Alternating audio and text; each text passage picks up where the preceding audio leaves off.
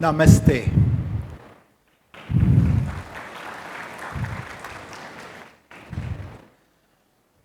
Mark Twain once said that there are two important dates in your life. One, the date that you are born, that all of us know. But the second, the reason why. That is the question. Most of us get into the rat race, into corporate games, trying to get into the corporate ladder, getting into pressures, deadlines. Do you know what a deadline is? Once you cross the line, you are dead. Let me tell you a small joke. There was a chicken farm, and the farmer one day goes to the chicken and tells him that, look here, I am giving you a lot of grains, lot of place to play around, but what are you giving me in return? Just one egg a day. I am not going to tolerate that. From next Monday onwards, I want all of you to put 10 eggs every day. Otherwise, I'm going to sell the chickens who are not going to meet our targets. The chicken got into a frenzy. One chicken told the other, my son has just joined the Yale University. I have a lot of debts. I have to pay his fees. The other said, I've just bought an apartment. I have EMIs to pay. Monday came, the farmer came. All the chicken had put 10 eggs each, except one. So the farmer got angry, called the one, and said, when all of them can put 10 eggs, how come you have not? The poor chicken looked up to the farmer and said, you should be happy I at least put one. I am a rooster. So we all get into the rooster kind of thing when we get into the wrong job, a wrong situation. We get into situations by pressure, but we are not meant for it. Let me ask you 3 questions. And we do most of it for what we call as money. How many of you have heard, I've heard it many times when I was young, that money cannot buy you happiness. Put up your hands. How many of you heard that money cannot buy you happiness? Great. Now, how many of you believe that money cannot buy you happiness? Money can buy you things. How many of you believe that money cannot buy you happiness? Great. So, the people who don't believe that money cannot buy you happiness, now how many of you still want money to come in every day? So that is the contradiction in life. We all get into situations because of money. I'm going to tell you the story of a boy, and the story starts with a promise to his mother. I was one of the richest boys in South India. Went on to become the poorest recorded person in the country.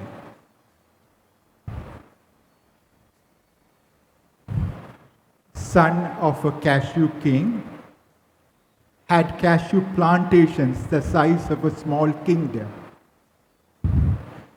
Businesses all over the world, into shipping, hotels, 5-star hotels with the Tatas in Goa, in tannery, into textile exports. All of it, and I used to go in an S-class Benz when there were not many cars in India to my school. The only other person who used to have an S-class Benz in my state was the King of Travancore, who was rumored to be one of the richest people on earth. From that, the fall was unexpected and sudden. The boy who always had the best addresses in town, whether I was in New York or in Bombay, was fully into debt. We were hit by a major geopolitical consequence. The erstwhile USSR and India, we were the largest trading partners with each other. And there was a trade war in the early 80s. And because of that, Russia stopped buying any commodities from India.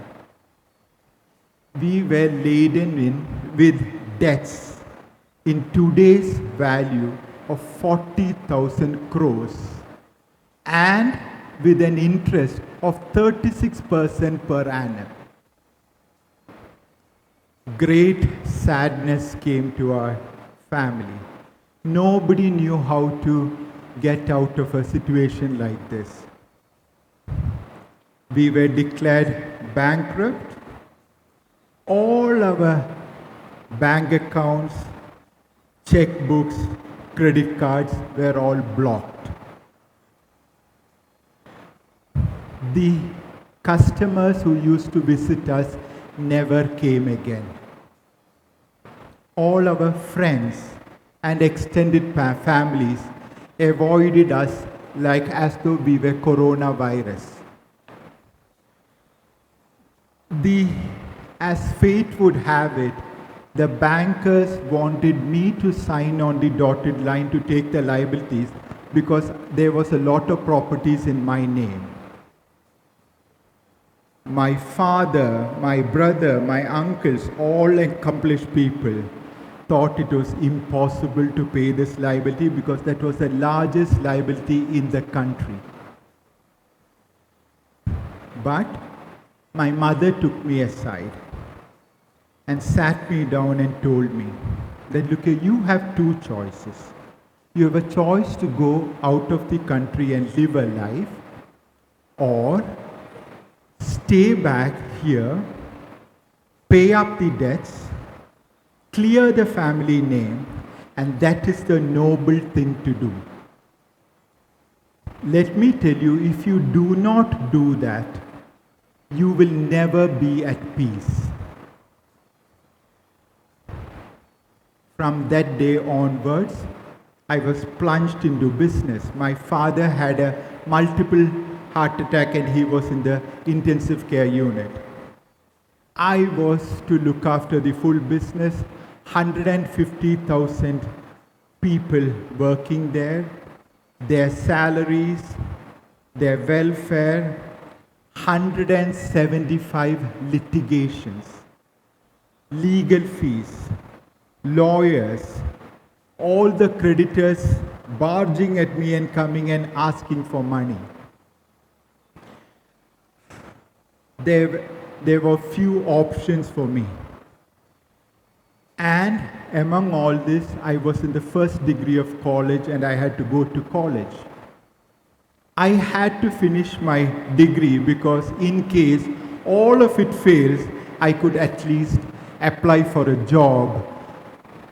Without a degree, I might not have been able to get any job. And that was to be my insurance.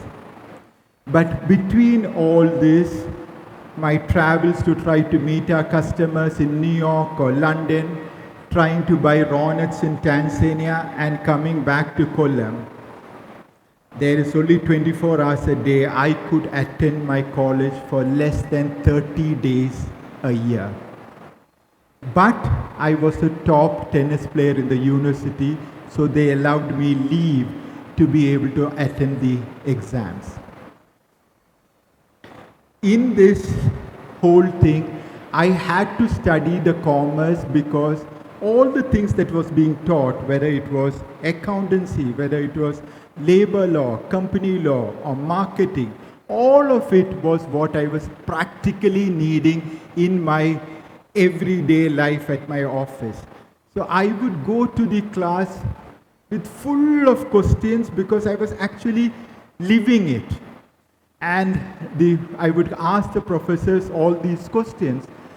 But They had never seen the enormity of a problem like this, and they did not have practical answers to give me. Some of them thought I was just trying to act smart in class. It has gone. Meanwhile, the pressure was mounting in my office. I had the most financial situation in the country, but I did not have a broken mindset. If working on it, I decided that I am going to make my burdens a lottery to my success.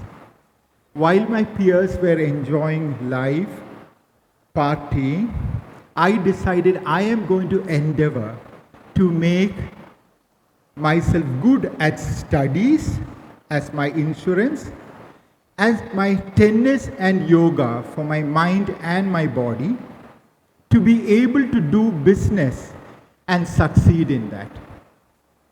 I became a minority, focused on building a business large enough for this liability to look small. I was always a minority, and I still am, and I'm happy about it. So I went in for a dream. Even if everybody thought it was not possible, I will do what it takes.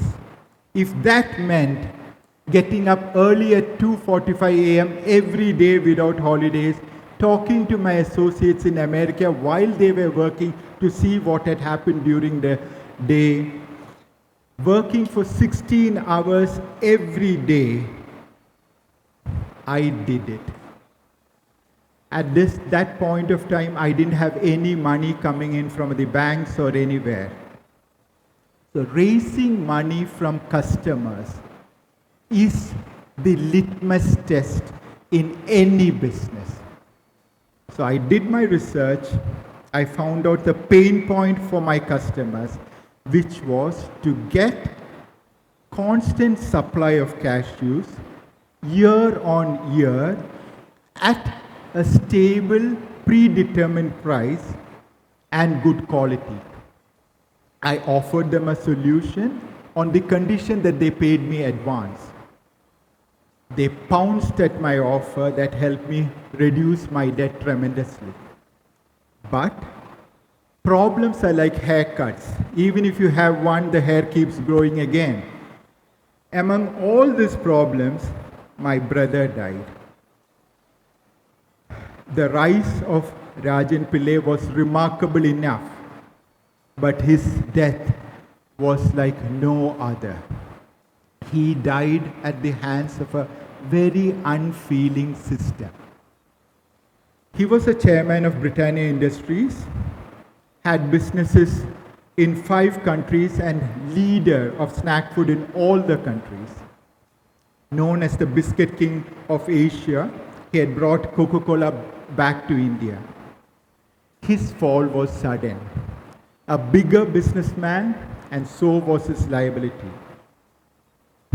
It was almost double of what my father had created.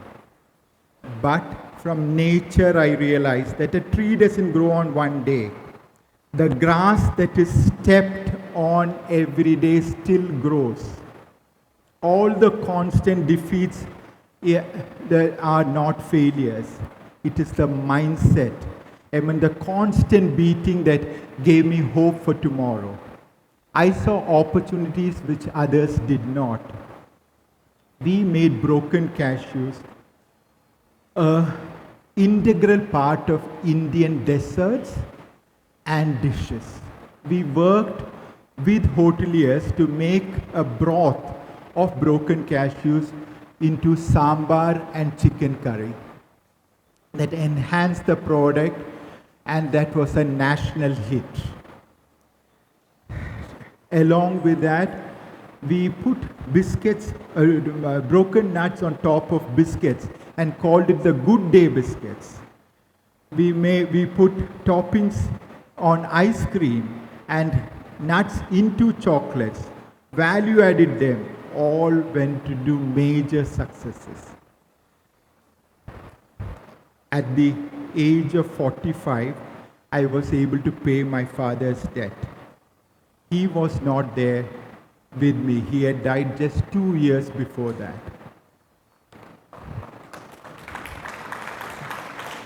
At the age of 52, I was able to pay my brother's debt. My brother had died. My mother passed away 3 years before that.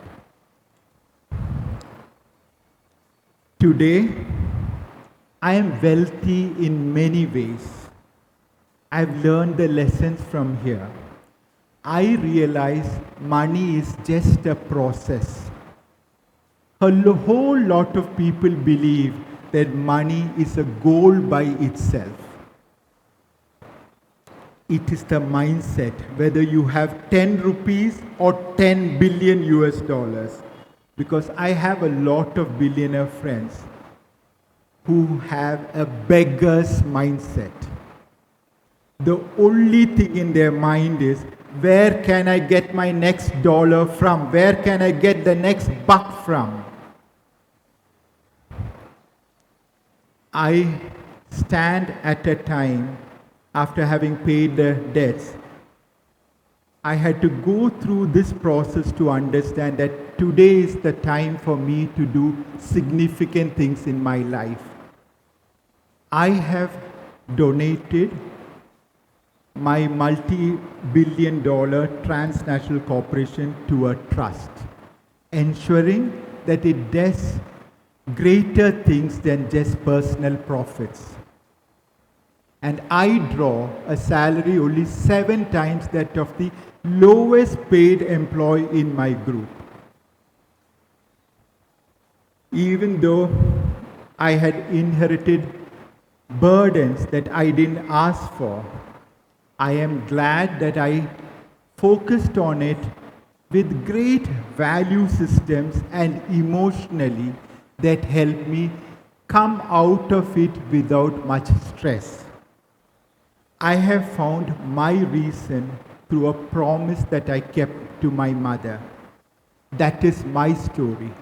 I hope all of you find your burdens. Thank you so much. What